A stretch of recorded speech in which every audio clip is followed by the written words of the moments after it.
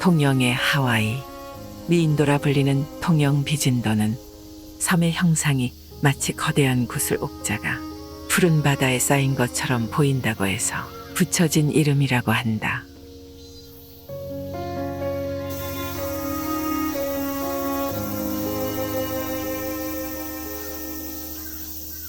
천연 백사장을 사이에 두고 안섬과 바깥섬 두 개의 섬이 아령 모양처럼 연결되어 있다. 서쪽 해변은 잔잔한 바다와 모래가 덮인 백사장인 반면에 동쪽에 위치한 해변은 거친 물살과 작은 조약돌로 이루어진 몽돌 해변이라는 것이 이색적이다. 양쪽이 바다이기 때문에 일출과 일몰을 한자리에서 볼 수 있는 점이 비진도의 매력 중 하나이다.